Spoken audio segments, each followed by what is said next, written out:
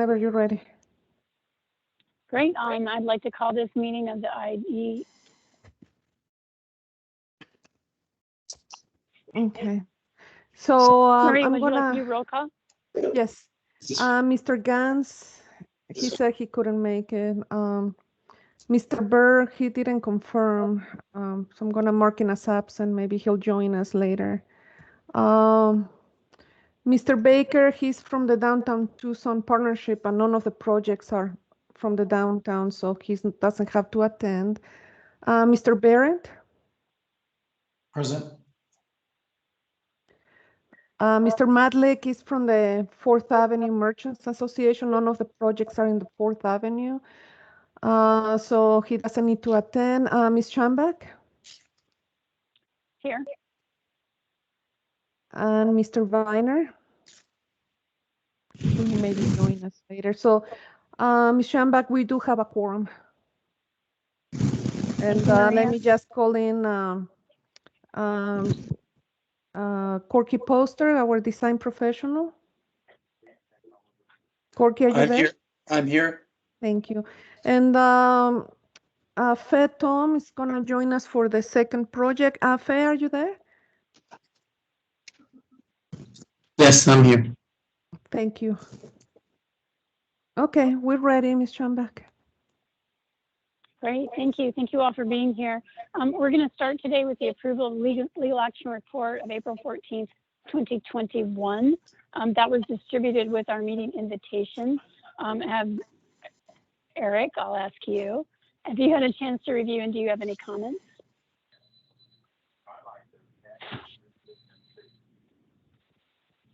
And Eric, you're muted if you're answering in the affirmative or making comments. Sorry, I'm trying to keep the sound background noise off. I did briefly, I didn't see anything that was outstanding and I recommend approval. Great. Can I second, even though I'm sharing, because we have no other choice, Maria? We need a motion. I think that I heard Eric making a motion to approve. Is that correct, Eric? Yes, in review, I do move to approve. Okay, thank you. Thank you. And I'll second. And all in favor? Aye. Aye. Anybody opposed? Who joined us? Did I hear John? Yeah, it's me by phone. For some reason, I'm having a hard time updating Teams. It won't open for me on my computer today. Okay. So, Mr. Burr, I'm going to mark you present at 1:03 p.m. Great. And since John is vice chair, I believe, do you want me to turn over the chairing to him, Maria? Yes, please. Are you ready to chair, Mr. Burr? By telephone? Sure, I guess. Okay. Where are we on the agenda? Mr. Burr just we did number 2, approval of legal action report. Correct. Okay, I guess we move on to item 3, IID 20-04, the Corbett. T205A00241 and DP 20-125, preliminary staff remarks. Take it away, Maria. Thank you, Mr. Burr. Let me just get there. Yeah, so this is the proposal to on the existing Corbett building site. The applicant is proposing to rehabilitate the existing historic building for service use, for food service use. Also, he's proposing to build a new single-story 4,000 square foot building at the northeast corner of the site, and also for food service. Additionally, there's 3 new outdoor patio areas to complement the food service uses on site. And the proposal also includes surface parking and a temporary event tent. The proposal is the first of 2 phases. For the site, the applicant has expressed the intent to return in the future to remove the surface parking and develop a mixed-use building on it. So the applicant is requesting the DRC to recommend approval for the following modifications to the Unified Development Code. The motor vehicle parking, for the second phase, that would be a total of 0 parking spaces. Right now on the first phase, they're proposing the temporary 181 parking spaces on the site. The other modification to the UDC is the landscaping and screening. So that's all included in the package. The project already went through the Tucson PIMA Historical Commission Plan Review Subcommittee, and that was reviewed by the PRS on May 27 this year, and they recommended as presented approval. There's just a note here that the plans for the Corbett building renovations had already been approved, and there's the activity number included in the agenda. The applicant is here ready to present. And also, once the applicant makes his presentation, Corky Poster, the design professional, will be ready for his remarks as well. Okay, great. Any questions, or shall we move on to the presentation? Okay. Let's let the applicants present IID 20-04, the design package, I assume. So I'm going to stop sharing my screen, Richard, so you can share yours and make your presentation. It sounds good. You're muted. Right, the share screen button is right next to the mute button. I apologize, everybody. I'm Richard with Ford's Architecture. And Miguel Portavilla with Ford's Architecture. Can everybody see our screen okay now? Whoops. I can see it. Okay, great. You're looking at the 10,000-foot view, and everybody recognizes Tucson in the background. Our project is down here in the red dashed line. We have 5th Avenue, 6th Avenue, 7th Street, and then you can see the new Sunlinks little miniature freeway that's going to be coming in behind us. And then, as Maria explained, we're proposing to develop this entire block with a variety of things.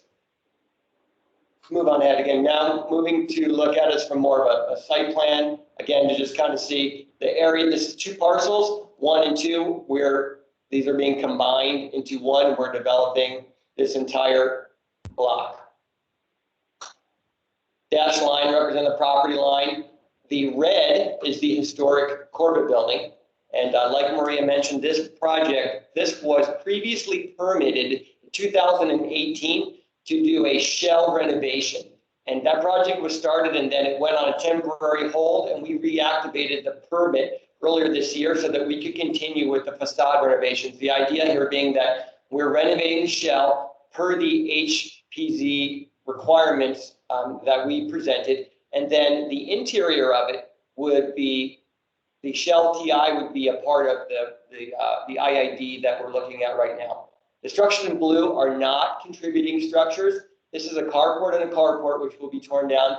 This is an existing metal building that is about the size of the metal building we're proposing, and this has already been torn down. We originally looked at repurposing this building, but this is in the floodplain, and we were not able to develop this to the full potential. We would have exceeded our monetary limitations, and so we ultimately decided to build a new building that would be similar to this building, and then we would add to it.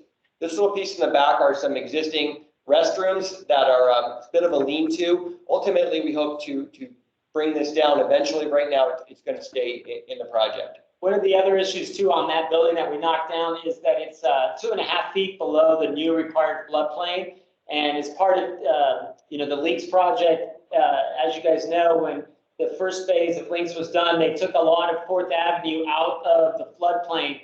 Unfortunately, because of some mistakes, this area was left in the floodplain, And therefore, we don't know, TDOT or Transportation Mobility still says they're not sure when this will come out of the floodplain.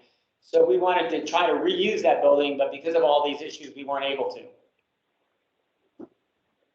Moving on, whoops, sorry, a little bit heads up. So this is the, again, these buildings coming down. This area in red here is the, this is an old rendering of the historic corporate building. Most of you are probably familiar with it. The idea, again, this building pretty much looks exactly like this, and the renovation that we're doing would be to restore these storefront windows very similarly.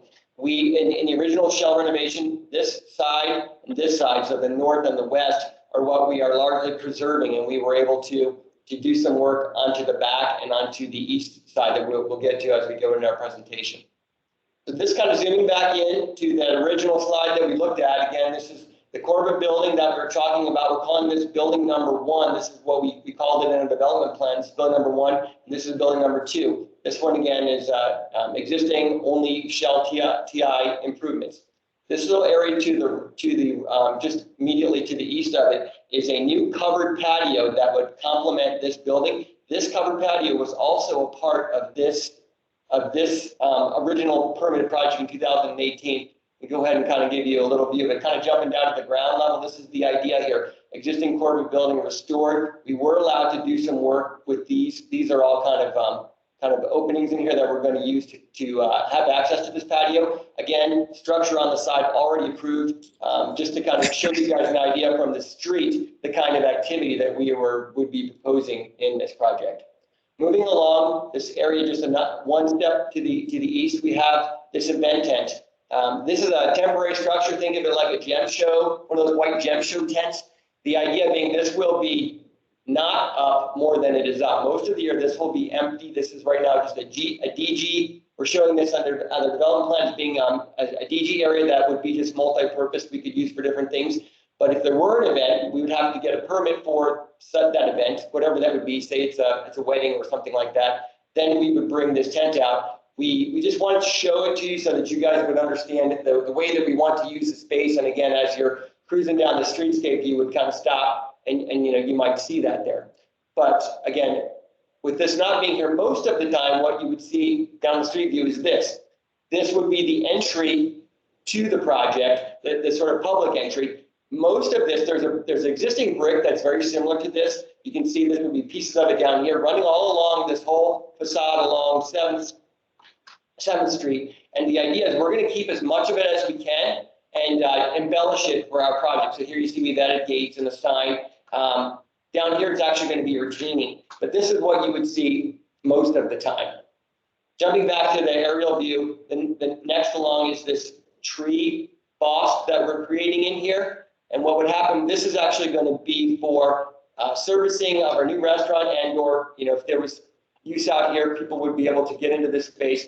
Kind of looks like this. The idea being we're planting trees. They would be, again, sort of connected to the new restaurant that we're going to see in a minute. There would be outdoor activities, largely the idea being service for this restaurant, but it would be, this is again what you would see from the street. You would see this activity that we think is fairly inviting. Moving back again, now we're getting into this new building that we're proposing. Again, you can see in gray here, this is the new metal building, which I described 4,000 square foot, very similar in location to the old metal building, just new improved. The blue is actually a covered canopy that we're going to be proposing, so that we have as much. We're trying to have a lot of outdoor space here as it connects, and so we'll be kind of standing, looking a little bit more back this way. But this is the streetscape again, looking more towards the west. The idea here of what we're proposing: metal building in the background, wood canopy. You see our signage, and again out here would be all the exterior seating. We have we talked about we have a height differential. We had to raise this up to get out the floodplain. So we have some things going on here where we're ramping and stepping up to get into this piece. And then the last part of this, we're going to step a little further down the sidewalk. You can see this covered area here.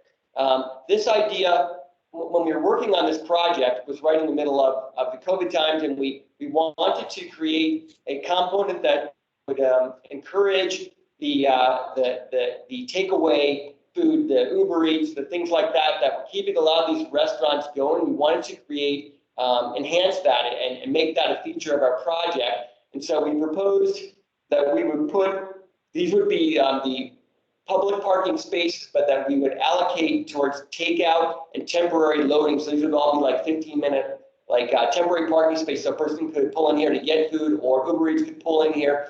This is in the right of way, and we're working right now with real estate to obtain easements in this area. They're in the middle of their circular review right now. We also have presented this to TDOT and various other, people at the city to, get input on whether this was feasible. And so far, we've had positive response, and so we're moving ahead with this. This was presented all at the neighborhood meeting. Everybody has seen everything that we're seeing here today. Jumping in, just kind of saw the sort of visuals. Materials that we're talking about, corrugated metal would be for the new building. This would represent the existing brick and new brick that we had to bring in to kind of complement it. Wood structure. This is a kind of faux graffiti that we want to do on the side of the building. Try to just make it look a little bit like it's been here a little bit longer. Concrete in the patio areas. Just stepping back a little bit to the floor plans, we looked at how everything looked on the outside. This goes back to the Corbett building, and north, west, east over here. Again, shell of the Corbett with a restaurant concept going in here. This would be that patio that we looked at. Again, serving the restaurant area is the idea with this. Then moving to the west here, we kind of get into that the we looked at. This would be the floor plan for building number 2. Again, sort of smaller metal footprint we talked about. This would be the pickup area over here. Exterior seating that you could kind of see from the sidewalk. This is that kind of semi-public play area in and around here that we're talking about. Again, mostly connected to the restaurant, but the idea would be this outdoor space that we thought works really well. Jumping back to the overall again, as Maria mentioned, the items of the IID that we would be looking for relief would be landscape buffer yards, because we want to push everything right out to the edge of the property line. And back here, we're developing, we are landscaping this area more so than what you see in this kind of more diagrammatic idea, but not achieving the 10-foot all the way around or more that we might be required. Parking requirements, we are providing 181 spaces of surface parking, but the actual needs for this project are much more. So we would be requesting, relief from the parking. No solid waste will be on site because we have this area to use it in. In the development plan, we've got a screened area back here that we would be using to take care of the solid waste for now. And as was mentioned, the idea here, this being temporary, because the IID is not encouraging surface parking, we would ultimately be tearing this out and replacing it with a parking structure and a much more intensive use where we're talking about doing a higher rise mixed-use apartment and hotel, some combination, keeping as much of this as we can, building in the back here. We do have some super preliminary ideas of what we want to do here, but we were asked to remove it from this IID because we would be presenting it again in the future when we move to that phase. If people really need to see it in order to approve this, we would be happy to share what we have with you. Lastly, we jump to the very last slide. As a requirement to mitigate the surface parking and for temporary measure, we were asked to provide screening. So we've screened this. This is from our development plan. We highlighted some areas here so you can see. So the blue, this is where it's basically being screened by all of the frontage activity. The kind of dashed red line here are where we would add. We're calling it decorative opaque metal fencing. We don't want to use CMU. We have an interesting design that we want to propose that would look good and would provide the visual screening. This area that I'm saying is green. This is where we have high vegetation that was provided. Again, you can sort of see it. This is our landscape plan actually from the development plan. And then this area here, we have dashed yellow in and around and in here. We have areas where we have retention. This parking lot is actually lower by a couple of feet than the adjacent grade out here. So we would have some small amount of retaining with metal opaque sort of screening on top of it. So the idea is to screen the site entirely so that this to mitigate the temporary parking.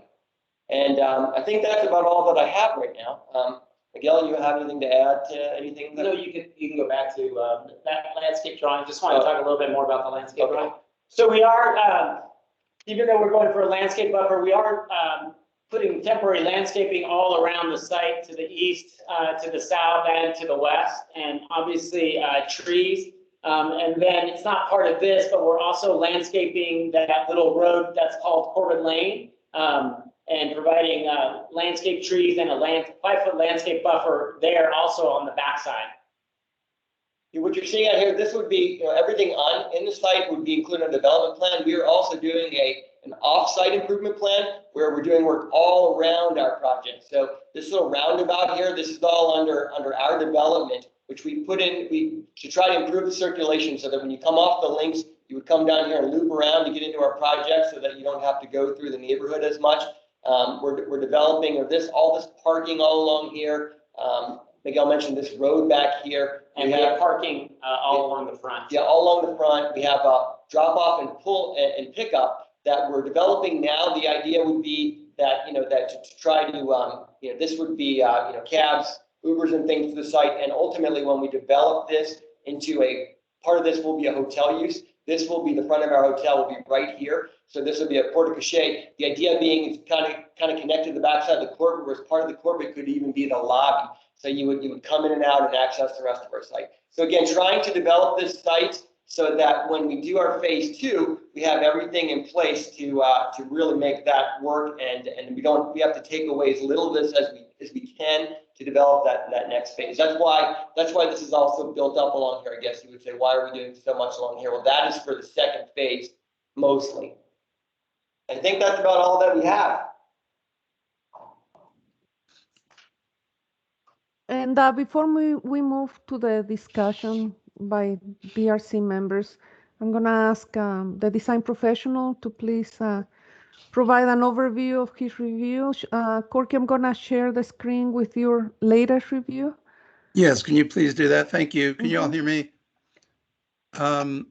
The way these are organized is I create a cumulative document, and I use different colors to represent the different stages. So in green is my most recent review. I'm not going to belabor some of the earlier comments, but if you can scroll down, I can get to what remains in my last review. Keep going, please. The applicant was very responsive to the comments in the first and second phase. So I just had some last minute comments, and they really pertain to 2 items. Keep going. One was the location of the columns. You can stop there. Maybe keep going. I'm sorry. It comes back again.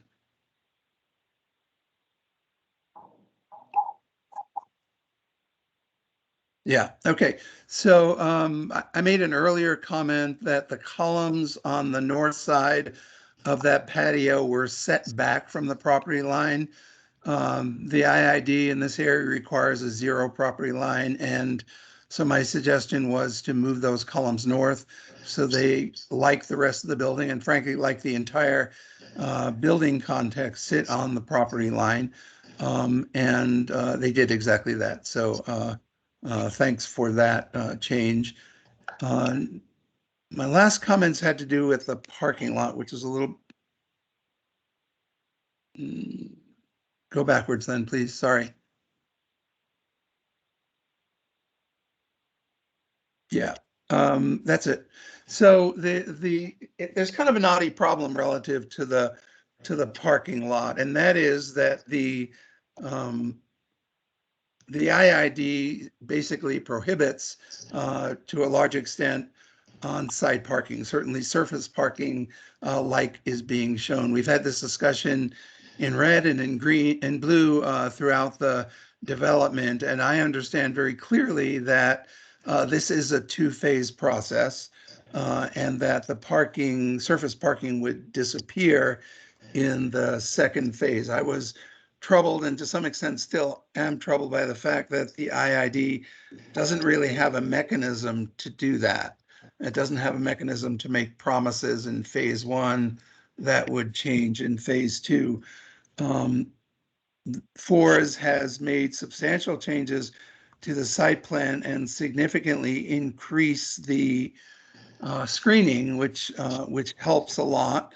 And so my two remaining comments, which I don't think are addressed, one is a very small one, which is looking from the west, the continuation of the facade, it drops to a 30-inch landscape, high-density landscape screen. And I understand that 30 inches is the magic number for a site visibility triangle. However, I suggested that be increased to 42 inches and then only drop to 30 inches as it encroaches on the first entry to the parking lot, which is where the site visibility triangle will kick in. It just seems like 42 really screens vehicles a lot better than 30 does. And so that's sort of my remaining comment.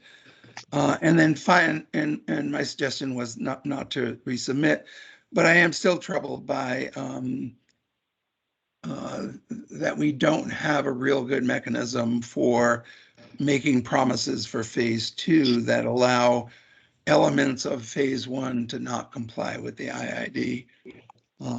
And I'd be wide open to members of the design review folks to kick in there, but I asked the applicant to make suggestions for how they might make that promise, and instead they did some really excellent screening, but that is still an item that's hanging out there. In other words, if the economy tanks and phase 2 never gets built, do we have something that's not in compliance with the IID? And then finally, I want to congratulate Fours for doing an excellent job.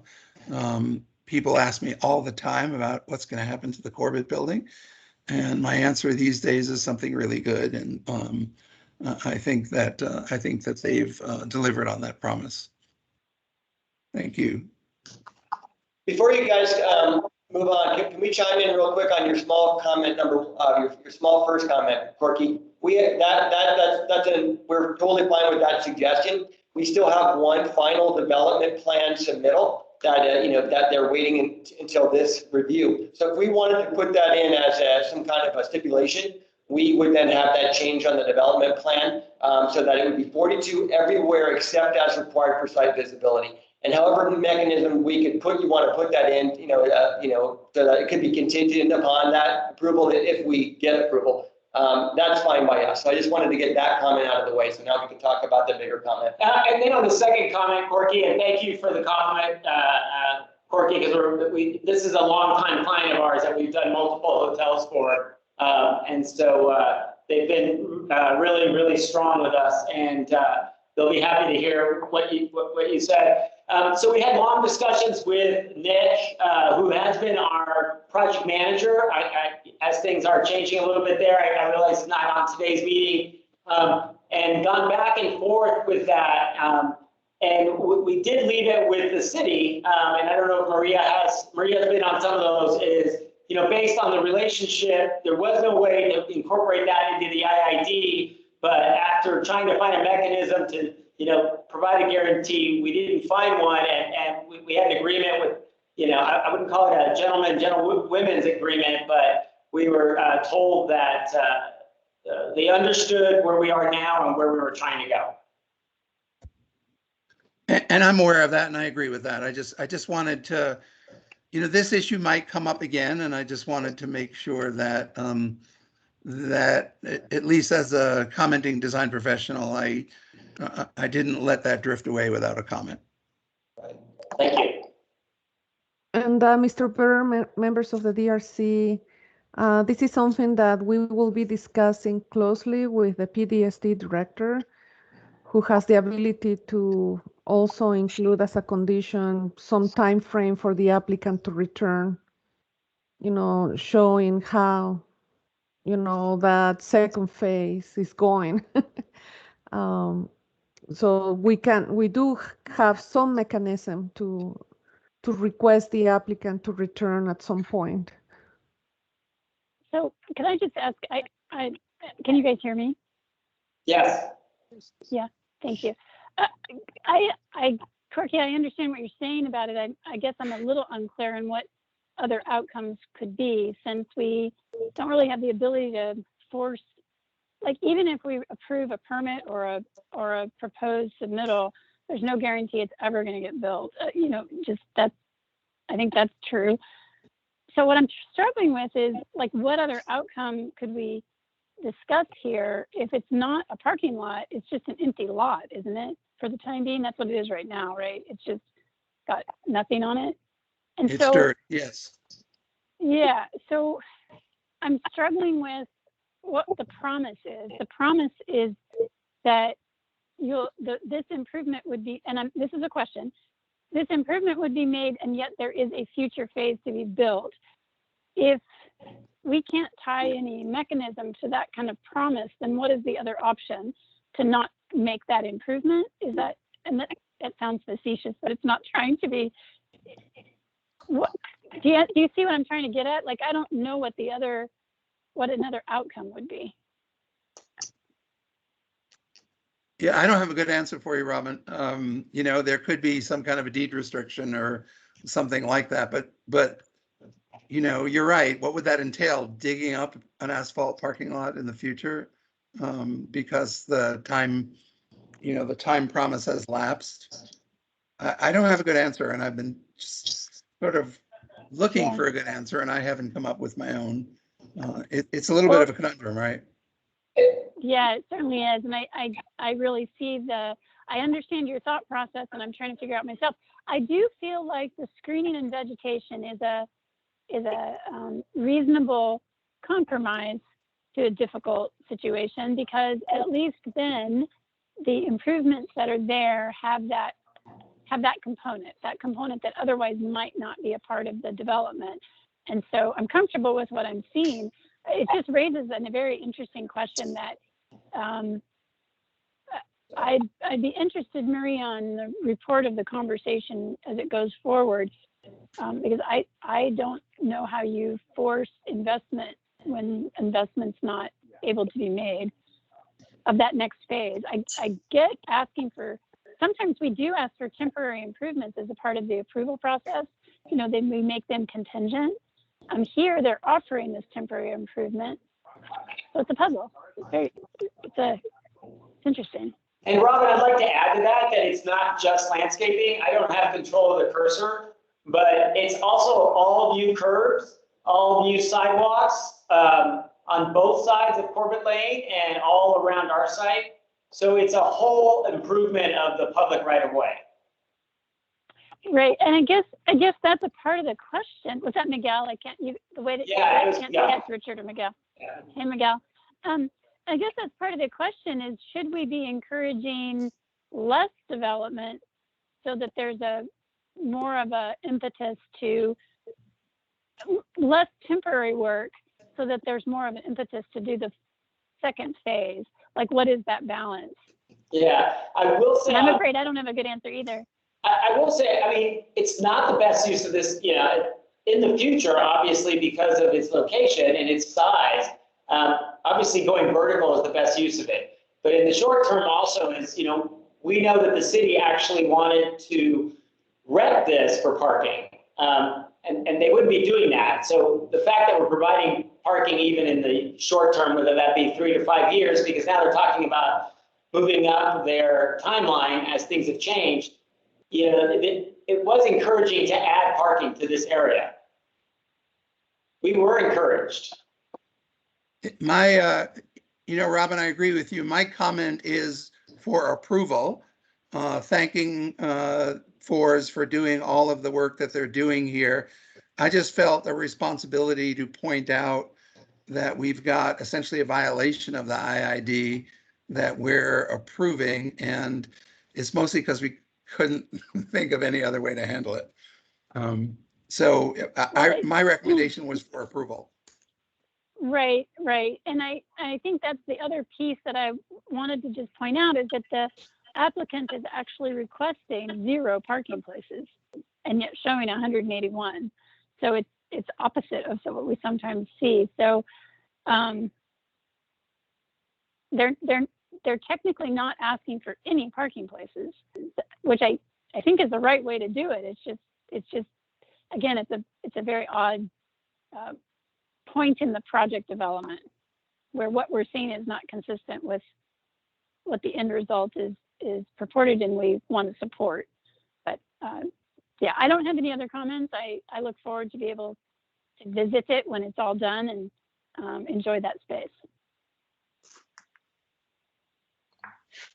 I have a couple of questions in response to both of what Rob and Corky have said. First of all, the phase 2 in the future, I guess the one thing I was wondering is how is that going to look in relationship to the existing historical building and how that plays in? I mean, obviously, as it moves forward, that would be presented, but how do we know that that's going to be complementary and work with what's being shown? And second, on 8th Street and the new kind of wraparound road that's being proposed, is that going to be put in and as part of this phase, or is that going to have to hold on and be done at a much later phase? Because I see in the development plan, it doesn't show the trees on the south side of the street, but in the plan that's being presented, it shows the trees there. So at what point are you putting trees in, not putting trees in, putting in sidewalk, curbs, and so forth? And is that going to remain? Is that going to be able to remain while you build a several multi-story building for phase 2? So I guess as far as addressing some of Corky's concerns, initially it would be nice to just see in kind of block massing what the intention was for the phase 2 as an option, just so we have a better understanding of how that all works, how the site all works together, and how you would address all 5 sides of the site with the different street aspects. And that's not clear at this point, knowing that we only have basically 7th Avenue, or we have the street along the north side to address. Any thoughts on that, guys? So Eric, yeah, I can start to address your 2 points, and hopefully I'll address them well. First of all, to the south on Corbett Lane, yes, that's being built now as part of phase 1, as is the landscaping to the south. That's part of the PIA, the Public Improvement Agreement, so it's not part of the IID or even part of the development plan. Development plan is basically almost 100% approved. The IID is one of the 4 big remaining items on it. So yes, that's all being built. And again, the reason it's not on this is because it's technically not part of this IID submission. It's all in the right of way and part of full TDOT review, or I'm sorry, Transportation and Mobility's review. To answer your second question, we do have massing. So in order for the phase 2 to continue, we would have to redo this whole process with you. And we covered that a lot with Nick and Maria and Elisa and the team. So the Corbett building, obviously we wouldn't be doing anything to it, but we would come back with new drawings on all the massing and the development of the 8th Street, 7th Street, 6th Avenue, and 5th Avenue. We do have an earlier rendition that we could show you, but we didn't that we could show you quickly. But basically, it's a really early on massing where the massing steps up as you get closer to the links. Yeah, I guess that's the only way as far as trying to address Corky's concern is how do you look to move forward, knowing many projects are phased now that can show the relationship of what you're intending to do as you build out the project. I mean, phasing is done all the time. So. Can I just show that phase 2 drawing, or? Now you have to.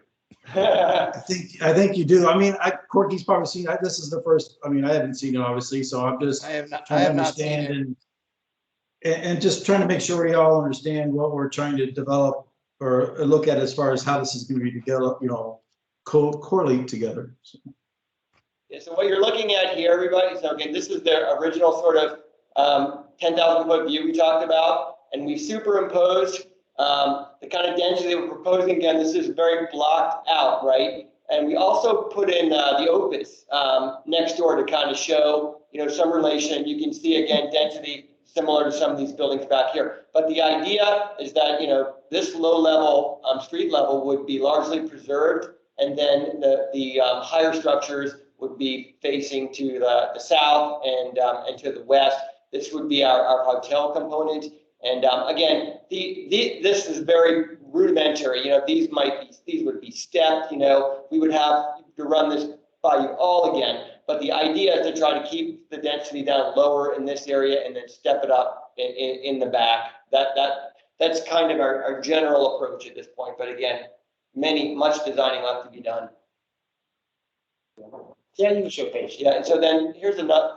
So then again, this unfortunately, Eric, doesn't look good for how close this hotel sits on the next to the Corbett building. Right here, we show it right next to it, but we would have to do a better job of transitioning. But again, the idea is that all this stuff, we're trying to keep this low. The other view actually makes it look like this hotel comes out a little further, or this mixed use. The idea is we're trying to keep this streetscape low, step back. Again, you know, this is going to be such an intense traffic use that trying to push everything, you know, back to the south as much as possible. But again, please don't be scared by these views. These are just purely massing. Yeah, it's just our general, just preliminary concepts. And Mr. Burr, members of the DRC, we do have with us Jody Brown, our historic preservation officer. So any questions related to, you know, the historic preservation aspects, she's also available to answer questions. Okay. Thanks. I think that answers, you know, part of the thoughts and intentions of what's trying to be done there. I don't think anyone's really going to understand the amount of impact the new road's going to have until it's actually built and people are utilizing it. So what you're proposing, I think, kind of works for that. I have a little reservation of installing a lot of trees and landscape. I don't see how you build that project and not wipe them all out in the process. But if we're going to have a temporary parking lot, then I would strongly recommend that you try to put as many trees you can in, and I'm not opposed to putting the screen in. I would even, seeing how a lot of the downtown landscapes are, minimizing understory and just go with the vertical screens with vegetation and stuff on them, I would be in favor of. So I don't see anything with that.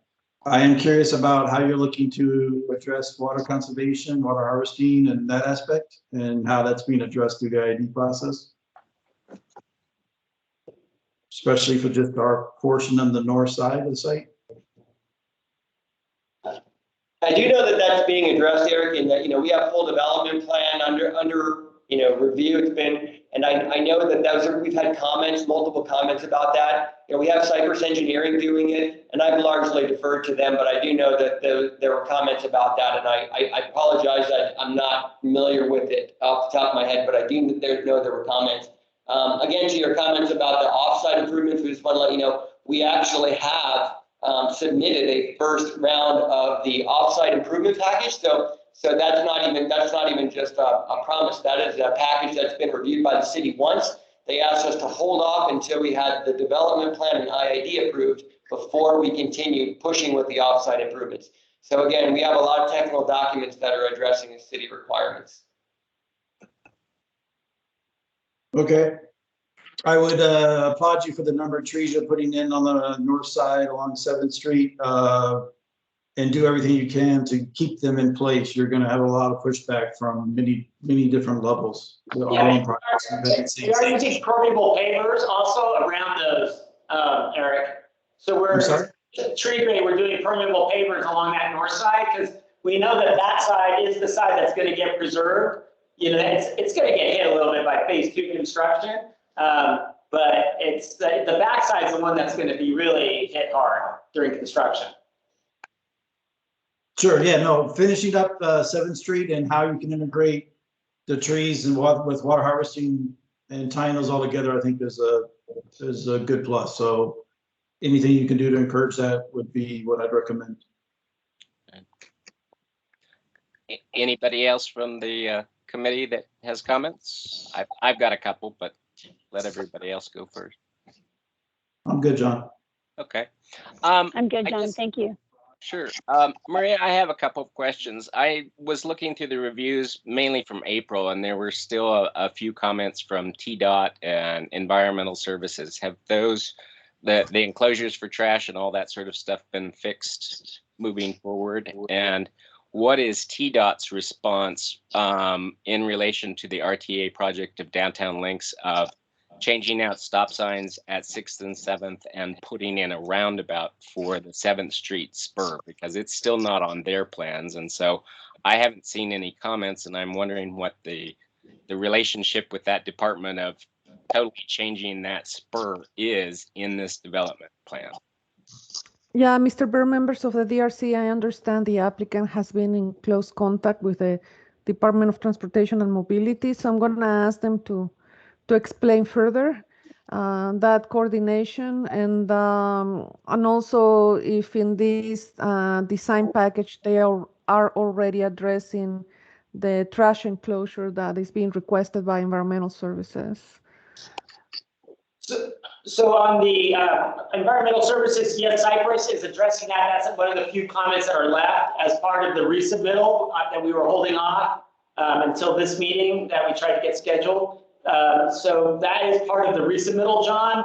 It's Miguel, sorry, I know you're by phone only, John, from Forest speaking. And then on the second part, the actual roundabout is not shown by TDOT because TDOT said that it was actually, Diana, we've had multiple meetings, and we have a weekly meeting now with David Burbank, who's the links manager for transportation and mobility. And the roundabout actually came as an idea from them.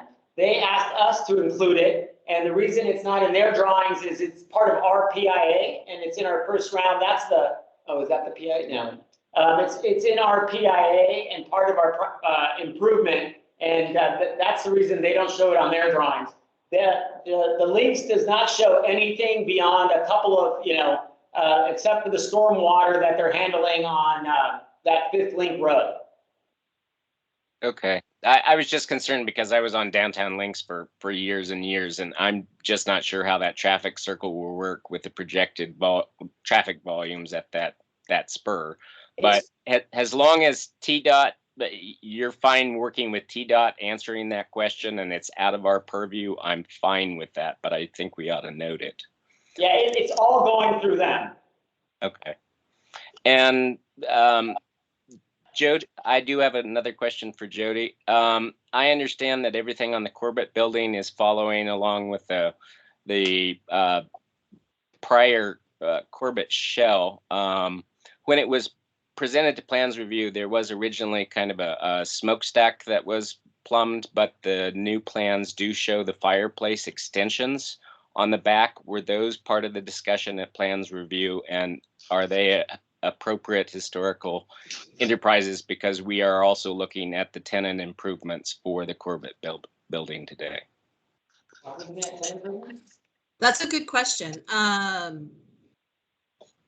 I'm trying to recall. It was like last year that we did, or maybe even a year and a half ago, that we actually did the review for the Corbett proper. And I'm trying to recall if we did review any smokestacks. Miguel, I went back and looked, and the smokestack says it's going to be sealed off, and that the shell for the replacement of the windows and doors seems to be going along to plans, but the patio enclosure was going to be tenant improvements that's covered by this, and it does include that new fireplace, a change in the Eastern historic facade and other things, and I just wanted to make sure that plans review understood that moving forward if we approve what's presented before us today. That's all. So we did not, we're not changing the smokestack. It's staying as it is existing. So we wouldn't be changing the smokestack. We do show an opening on the east facade. And I think that's what you're referring to, John. Yeah, and the floor plan basically shows it as a fireplace on either side with a different footprint than is currently shown on the Corbett historic plans that have been approved. So I just wondered how that all kind of fit in. Yeah, so it's the same, it will be the same exact footprint. Okay, so you're just tacking on chimneys and opening some things up. Yeah, just the opening, yeah. Okay. The vertical stack would stay exactly the same. I mean, the coverings and the other tenant improvements look fine, and I'm perfectly fine with the design. I can see problems moving forward with the third phase of all of this, but I think it's good. I do think we ought to add the condition that it's 42-inch barrier everywhere except for site visibility triangles, which the project team wants to move forward with. And I want to put the additional concern that any future changes to the Corbett building needs to go back to plans review. And I assume that, I don't know if it needs to be a condition or not. If this parking plan, having parking in that area, is approved, then a new assessment of the actual use of that parking will need to be done before phase 3 to make sure that it is in compliance also with the historic character and the existing uses on the site. Does that sound reasonable? I think so, yes. Okay. Repeat your last one, John, again? I think if you provide all this parking now and discover that everybody in using this phase as it's completed is using the parking, then that question will need to be brought forward in phase 3 so that it's addressed, so that we're not building a parking lot that can't easily be necessarily be replaced, throwing everything out onto the street based upon current use. I'm glad you're asking for 0 now. There's enough, you know, trolleys and other transit areas and walking mechanisms and so far in place for that area. But circumstances change, and if phase 3 is 5 years on, it really needs to be looked at again to make sure everything's in compliance. And I am a little leery about the massing up against the Corbett in the future. Agreed, yeah. Future discussion. Yeah, we want to make sure we're handling the parking. Okay. Yes. All right. So, any other comments from the design review committee members? No, I'm good. Okay. Robin's good too. I think she's shaking her head. Oh, yeah, John, I forgot you were on the phone. I am good. Actually, I'm not on the phone anymore. I downloaded the new Teams update and I'm here. I just don't use my video camera. Anyway, Robin, do you want to do a stab at a motion to approve with the condition on the landscape screening that was suggested by Corky and correlation with TDOT? Yes. I make a motion to approve the application as submitted with the contingency that we make the adjustment to the landscaping to 42 inches, except where required for the site visibility triangle, and that the roundabout continue to be coordinated with Department of Transportation. Okay, and actually, can I ask for one other, that any future changes to Corbett go through plans review? Duly noted. Great. I take no exception to that added one. Great. Second. Any other future changes go to plans review on the Corbett building? Yes. Wouldn't it just be any site changes would be, they would have to come back and revisit this project? I mean, isn't that the case? One would think, but it just, you know, I'm just dotting I's and crossing D's. Agreed. Yes, I agreed. Okay. All in favor of the motion, say aye. Aye. Aye. Aye. All opposed? Abstention? Mr. Byrne, we need somebody to second the motion. I second the motion. Thank you. Thanks, Eric. Do we need to revote or are we okay, Maria? No, let's revote, please, just for the record. Okay. Call a vote. All in favor, say aye. Aye. Aye. All opposed? All abstentions?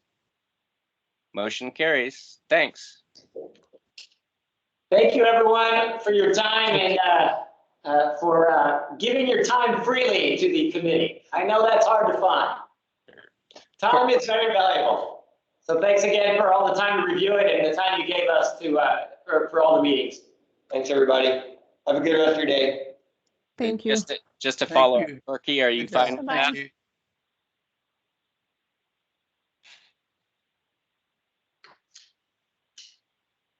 Corky, are you fine with that? Yes. Yeah, thank you. Sure. Great. All right, I guess we will move on to item 4, IID 21-02, the Bautista, T21 PRE 0091. Maria, do you want to take it away? I understand some new revised plans have just come forward that I haven't had a full accounting to go over, but let's hear your comments and then we'll move on to the presentation. Sure. Mr. Burr, members of the DRC, this is a courtesy review. The IID application has not been formally submitted. The applicant is just seeking from the DRC some initial feedback. The applicant is proposing a new mixed-use building on the west side of town, west of I-10, south of Congress. It's over 280, I believe, residential units and some commercial and retail also included. And they have gone through a preliminary review of their development package, which I understood from the applicant this morning that they have already submitted. And that's part of the new materials I provided with you shortly before this meeting with revised elevations and floor plans. The design professional for this project is Mr. Fed Tom, who is present here. And he provided some preliminary comments as well. I'm not sure, Faye, if you have had a chance to take a quick look at the last second revised materials. Probably not. So I'm gonna ask. Oh, I'm sorry, Faye, you're cutting off. Well, I'm saying that I just realized that that particular email came in. Haven't had a chance to look at it. Yeah, and so I'm gonna ask the applicant to walk us through the new materials through his presentation, and then allow the design professional to provide some preliminary feedback before the DRC discusses. Great. It's David Little with WLB. Can everybody hear me? Yep. Oh, good. Okay. So we are working for, it's a joint venture between PEG Development out of Salt Lake City and the Gaston Company. So that's the group. I think Trevor from PEG and Jerry are both on call, or what do we call it these days? So that's kind of the development entity. And then Lizard Rock is the architect. So Tom and Glenn are on, and we're doing the civil and the landscape project. So that's kind of our team. What the project is on the Google image here, get an idea of the context of where you're at through here. So basically the temporary lot, parking lot here by the river, south of Central Plaza, pretty much takes up that whole area and a little bit of the area to the south. This is an MBA building that's under construction and pretty well done at this point. That's kind of an overview of where it goes in the area. Like Rick said, we have submitted the development plan. That went in last week, so we don't have any staff input yet. Just routed around. But the intent is to get the comments on the development package, and then with the second submittal of the development package, we'll submit our IID application. So we can make sure we have everything in there from the start that needs to be in there for what we're asking for. So the project overall is right now sits at 256 apartment units. About that's in this whole deal here. It's a podium design with 4 or 5 floors of it. And then we've got a restaurant kind of down in here, and then retail through this through here. And what happens if you look at the context overall of where it's going, there's a strong pedestrian connection from the Mercado area and the plazas and the courtyards through the Monier building, and it will carry this future block once that gets developed. And then if you look at where that goes out onto Linda Avenue, right about there. So I'll have a strong pedestrian connection across Linda, archway, and then it'll open to a central courtyard on top of the podium. Kind of fan out, and then as a separate issue from this development, but a separate process we'll be going through with both the city of Tucson and Pima County is what happens along the riverbank, and how that along the riverbank. We've had conversations quite a while ago with the county and the city pre-COVID about what that looks like, and we'll have those conversations again. Right now, it's we're showing a staircase splinter kind of configuration down to the river, but that's all got to get worked out with Pima County and the city of Tucson as we move. So that's kind of the overall approach to the whole building through here. We've got obviously on Linda Avenue, cars coming through here. We'll make some changes to some of the diagonal parking, where that pedestrian connection comes across. There to make everything work right into that courtyard archway through there. And we will have some utilities that need to go in, not messing with the streetcar, but to the east of the streetcar line.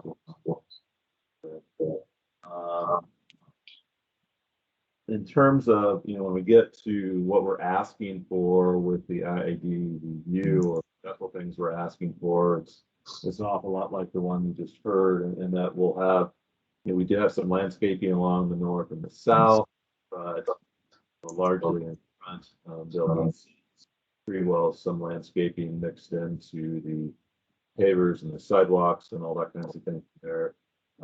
Depending on what we do on the east with the county, some of the landscape buffers and things may be satisfied with what happens more so on the county.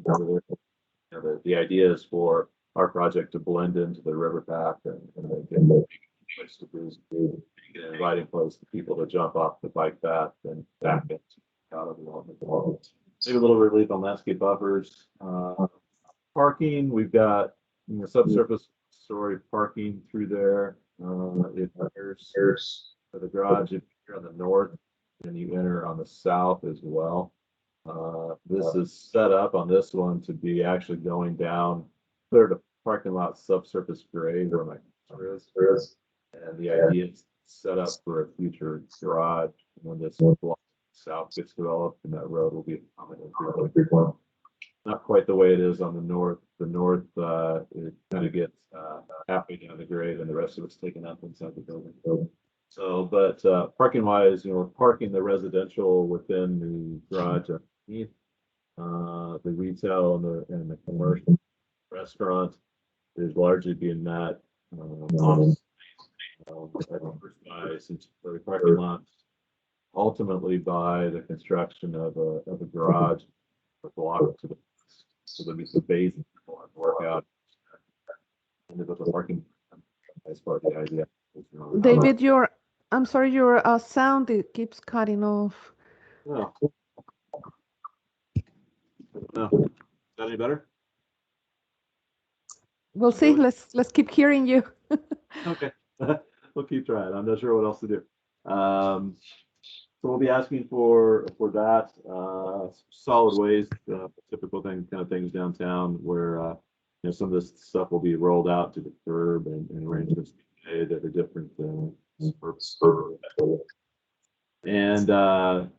we'll also be asking for the increase, allowed increase up to 60 feet.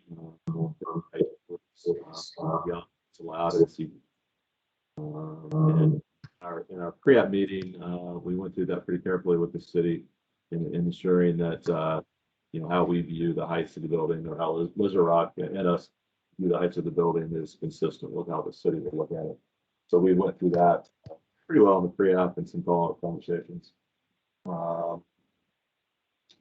That's really it. Tom or Glenn or Jerry or Trevor, do you have anything to add?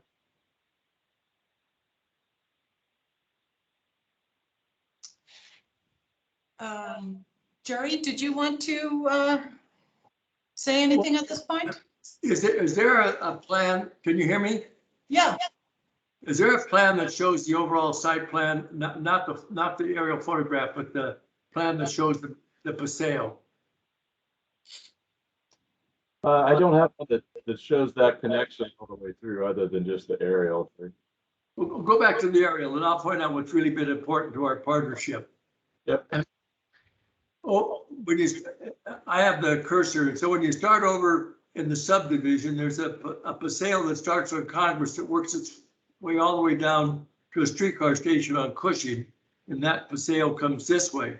Equally important to us is the paseo that starts back in the single-family lots, goes through the Monier building, across to a future planned building, down through the Batista building to the linear park, Santa Cruz River Park. The walkability is really an important thing to us, and the full integration of the Santa Cruz River Park is really important to us. And the architecture between both the Monier and the Batista schematically were designed by the Bullis and Palazzotti's firm, and I think they're very consistent in terms of the courtyard and the type of building they are. And then those are, I think the continuity of that design is really important. Mhm. Yeah, I'm gonna let, because I'm actually losing my voice from a cold, but I'm gonna ask Wen to just describe the thinking behind Will Palazzotti's design and what we've been developing since then. Sure. So the Monnier building started a vernacular, if you like, with the courtyards, which is something that is very important in Tucson, and the walkability between the buildings, emphasizing the paseo and creating courtyard dwellings, basically. The aesthetic will, I think, mimic very much that of the Monnier in the stucco finish, the color palette, the clay tiles. Again, trying to reinforce the Spanish Revival style that I think is very at home in Tucson. And we can quickly just go through some of the elevations, but the paseo in the center between the two buildings becomes a very important space relative to connecting different parts of the Mercado district, specifically for people on feet. So and Wen, you might just describe which view this is as each of them go up. Yeah, where do you want me to start? Oh, sure.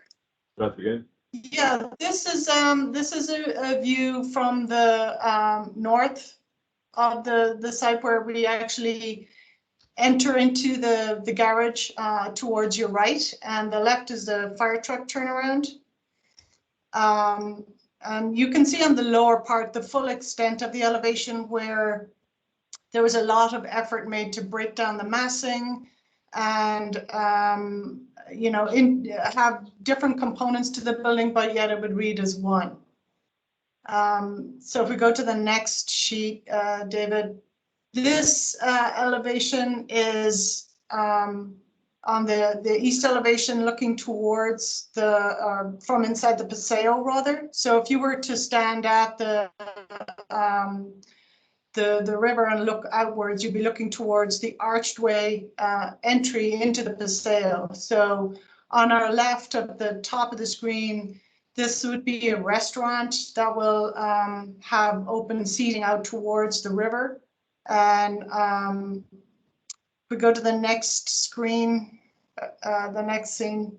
Thank you. So the north elevation, again, this is a view from within the paseo, looking towards there'll be a mix of residential and commercial within this space. So it will be a very kind of lively, active, again, easily accessible to pedestrian space. And a lot of, almost all of our units have balconies that overlook either an internal courtyard or the paseo courtyard. So natural light and outdoor space was very important in the design process. And the next one, I believe, is, this is again a view inside the Paseo. And the last elevation, or the next one, should be the elevation of the, oh, actually, these are the internal Paseos. Can you go to the next one? I think that's the elevation from the south side of the building, where we can see the entry into the parking elevation. So you can see on the bottom the full extent of the elevation from Linda Avenue to your left, to the river on your right. Was there anything else, Tom, that you can think of? No, I think Excuse that me. covers most of it. You know, again, it's the idea of the building is a lot like the Monnier building, where it's courtyard housing.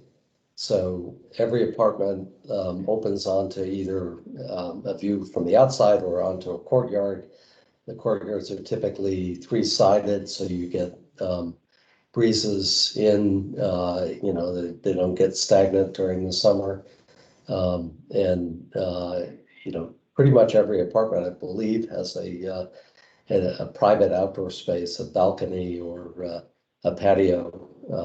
And the Linda Avenue facade is lined with commercial spaces, and then facing the riverside, you have the restaurant with outdoor dining, and then on the other side, the north building has amenities for the residents, a pool, a meeting space, and a game room. So I think that pretty much covers the scope of the project. Mm-hmm. Anything you want to add, Jerry? Well, the underground parking has a 1-to-1 parking ratio for the residential units and a smidgen of management units, but the commercial parking will be across the street or on the public right of way. But the parking ratio is a 1-to-1 residential units, and the commercial is gross is about 14,800 square feet, with about 4,800 square feet of that being the restaurant overlooking the river. And the main commercial is on the Linda, on the two fronts of both the north and south building.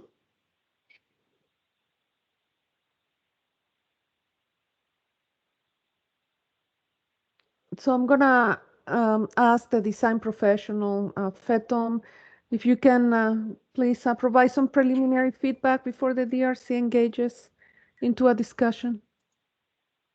Yeah, so we met as a preliminary meeting to go over what some of the needs were. And actually, this project has to respond to the Rio Nuevo area, the downtown cores area, and the downtown infill incentive district. So I was looking as you're making the presentation, seeing you know what changes there were, but I couldn't really see changes other than maybe there's a little better communications on the drawings on materials and maybe the linkages. So some of the comments that I had before was that we were looking for linkages to the Mercado area, you know, how the commercial of that area links back to this area here. And I think you were starting to show that on one of your drawings. The other thing that we didn't realize was that not all the parking was underneath the building, that parking was just for the units, and that there's going to be a garage built to the south. So that's good. That takes care of that one question. But still, the walkability, the pedestrian linkages that relates one building to the next, I didn't really see how that was going to be accomplished. And you know, my screen here that I'm looking at is a little tablet, and I can hardly read any of the drawings, but I'm assuming that materials are now being identified for the building. And with regards to the courtyard, I think with the public spaces and the private courtyard spaces, I think that needs to be identified. I'm assuming that the private spaces are all surrounded by the residential units. So that's pretty much all I had at this stage. One thing that may not have come out in the drawings or the site plan is that the whole front that faces Linda is an arcade. It's very similar to what's on the face of Monier on the other side. So that's an entire pedestrian connection that's intended to kind of continue the link up Linda Avenue. And then there's the connection that I think Jerry emphasized that will go through the future block at to the west of our site and then connect up with the Paseo that comes out of Monier. So I think next time we can bring a drawing that talks about some of those connections a little bit better. Mhm.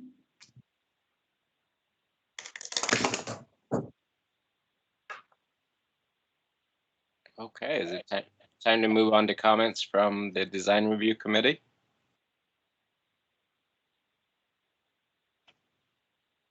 Hello?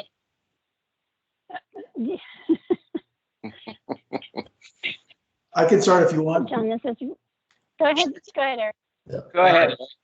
I was talking, but then I was on mute again, so you guys couldn't hear me. So first of all, I appreciate you guys working on this and moving forward with the overall project. It's a great asset to downtown. I basically just need a lot more information. I'd like to see how we're engaging pedestrian circulation and addressing shade trees all along Linda and all the street frontages. I'm kind of interested in why we have I like the angle and breakup of the building, one being parallel with the property line, but then the northern building being offset and angled to that. I like that relationship, but I also like to see more shade in that space as well, I guess, is from a landscape standpoint. Definitely development of the courtyards. And then my biggest question really is along Santa Cruz. There's notes referencing to retaining walls and stuff by others, but I don't see how that's even possible without, it shows, a pool, cabana, spa, and all those linkages and connections, and I don't see that's possible, how that could be possibly not be constructed with this project. So I think for us to approve this, or for me to approve it, we want to see the full development of how this actually integrates and works together. And then from a landscape standpoint, my last two comments are obviously water harvesting, if you are even able to do that here, knowing the soil conditions. And then second, if anything is planted along the Santa Cruz River, that it's all native species. I think that's a necessity. I looked at the plant palette and it's pretty limited to in high use of non-native species or hybrids, and I don't recommend that for revegetating the Santa Cruz. And I'll stop there. Robin? Yeah, I would echo just clarity in what you're, I know you're still developing what you're specifically asking for, but that's going to be critical for my review, is understanding what the specific components are that you're asking for us to look at in particular. And just highlighting how it fits into the overall complex. I am familiar with it. I know Jerry has been working on this vision for a long time, but I think for the purposes of our committee, we need to see how that fits more clearly as a part of the presentation. And then I just want to suggest as a consideration that in the changes in elevation, that universal design be considered. The ramps are kind of tucked in, and your experience if you're using a ramp is different than if you are using the steps in most cases. And so seeing if there's some way as you develop those areas of steps and elevation change that the experience could be more similar between those who use ramps and those who use steps, so that if you're with a companion, you don't have to go totally to a different area to enter. And then the development of the connection through to the river is just not clear to me in the drawings that we have right now. So I would agree with Eric on that one. But I think the context is helpful. So I don't have any more specific comments at the moment. And Mr. Byrne, members of the DRC, DRC members, Bill Viner just joined in. Mr. Viner, would you like to provide any feedback? I just have a couple questions relative to the unit sizes in the apartments and also the commercial space. What's the square footage and how does it break up? I would be interested in knowing those. On the elevation that's on the screen now, is that a shade structure on the very bottom, or are we looking into the garage area where you can see the, I'm not sure what. What the cursor is on right now is the entry into the parking garage, and directly above it is a pergola shade structure. I see. That is kind of repeated in different areas throughout the whole project. Those are my comments. Thank you. Okay, thanks. All right, I'll jump in. You've changed it a little bit. It was originally 254 units. Now it's 256. I haven't had a chance to really look at all the things, but I was trying to imagine being a tenant in this building. And you essentially kind of have to walk through a central courtyard into a small lobby for access to either building. But to access any of the commercial or the pool or the gym or anything, you go out into undefined courtyards and kind of walk around into undefined spaces. So I'm not trying, there's kind of little warrens of hallways and stuff like that. I'm trying to figure out how the public space is going to work for the tenants. We've all seen in COVID that more people who live in these sorts of environments want more than just a little patio, but some shared space. And your community area is 4,000 square feet.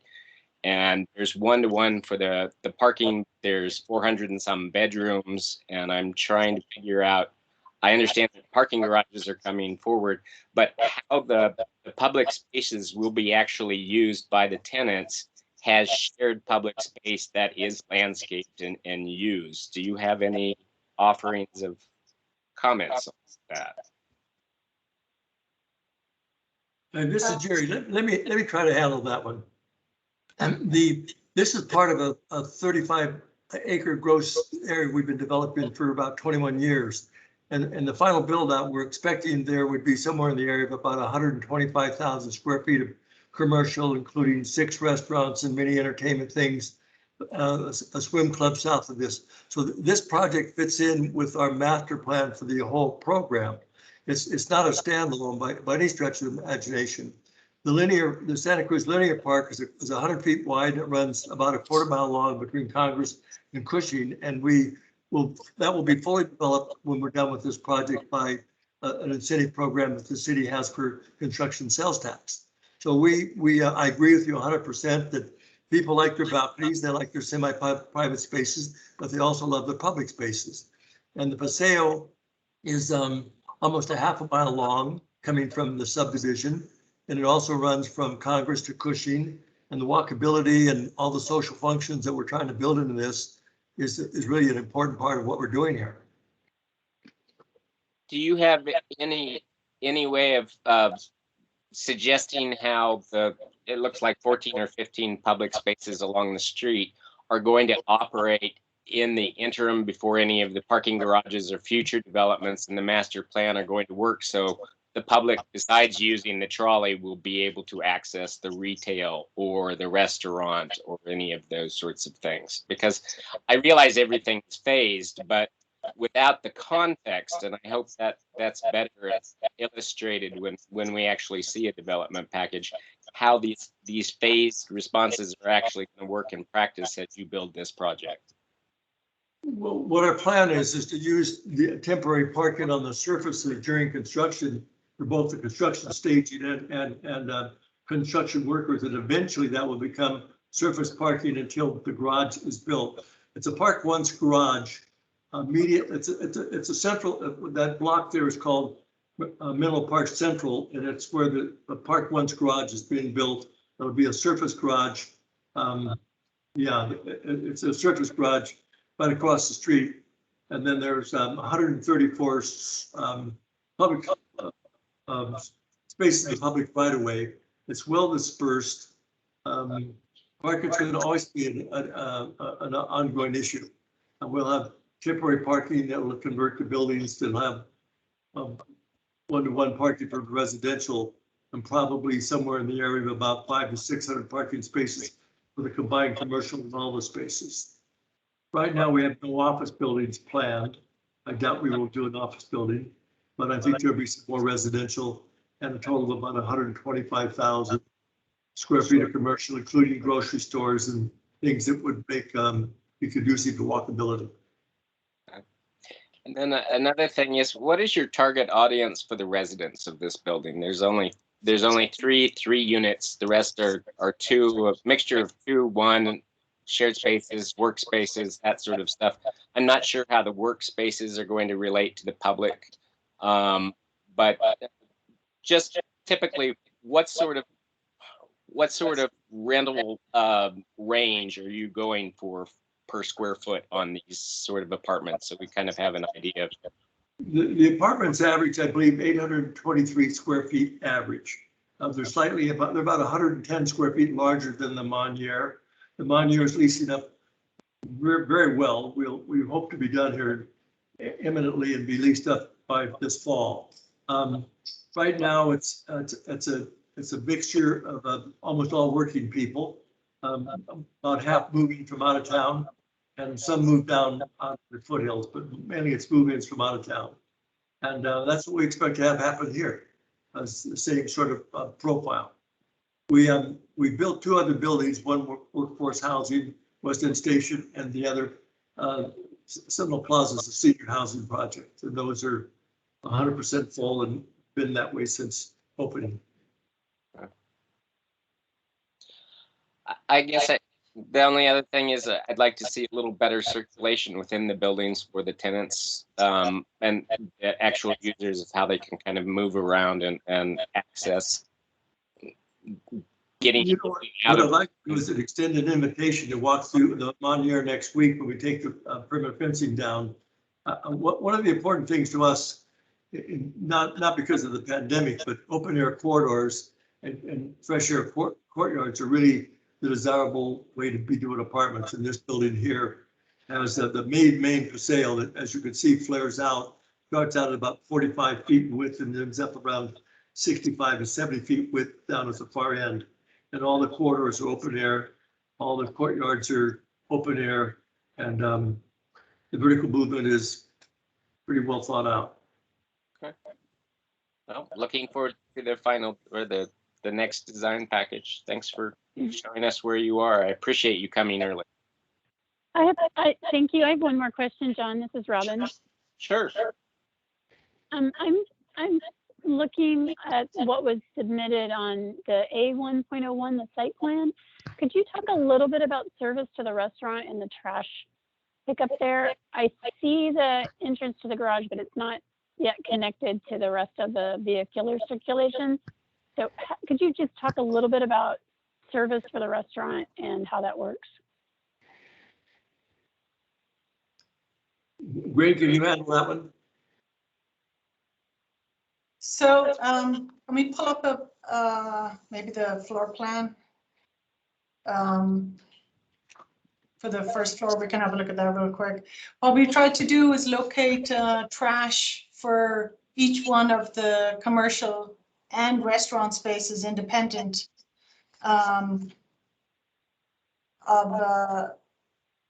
actually, is there a plan we can look at real quick? Or should I pull one up? David? The one that David had, up that had the vehicular access might answer my question. That's the one I'm looking at, but it doesn't show it shows just a partial, I think, of the vehicular. Is that correct? On the left-hand side there? Yeah, so the lower left-hand side is where the restaurant kitchen is, which is where the cursor is right now. Right.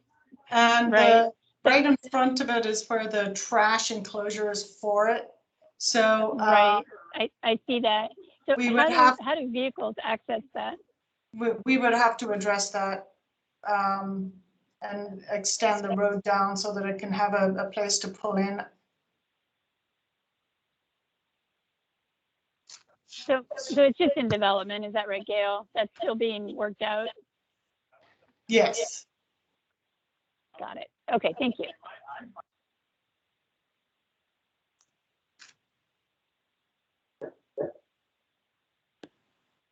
Any other comments from the group?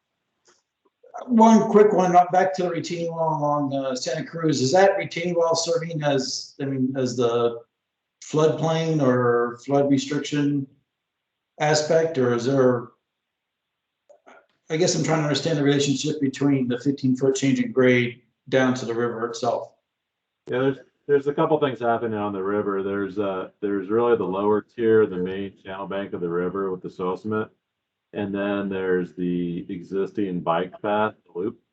And then there's another bank. So it's kind of a compound bank that's going on. So we're about 3 feet above the water surface of the river with the actual building. Obviously not the garage, but with the first floor of the building. But in terms of what happens with that upper tier of the bank between the loop and our property, and how that works with the river path, that's the stuff that's got to get figured out between the city and the county and us. Are you guys currently working on that or not? Just, I know it's kind of what's project, but not really, right? It's not exactly. So yeah, we're going to have. We had some conversations early on. We're going to have to fire those back up again, at least to get enough of an idea that we can button up and distinguish this project from what's going to happen in the River Park area. And I don't think we've had any recent conversations since we've been working the last few months on this package. Is that right, Jerry? Okay. The reason I ask is because it looks like the city of Tucson with the providing the affluent water or water in the Santa Cruz itself, trying to restore that riparian area. It'd be nice to see if that restaurant would, better engage and not be so much elevated over the river path, and actually look at some kind of agreement or something so that it can be stepped down and worked a little bit, better worked into that and not feel. I mean, it's 15 feet. That's going to feel like, almost, 2 floors difference in relationship. If you could engage that area better, I would be all for that, especially for the restaurant.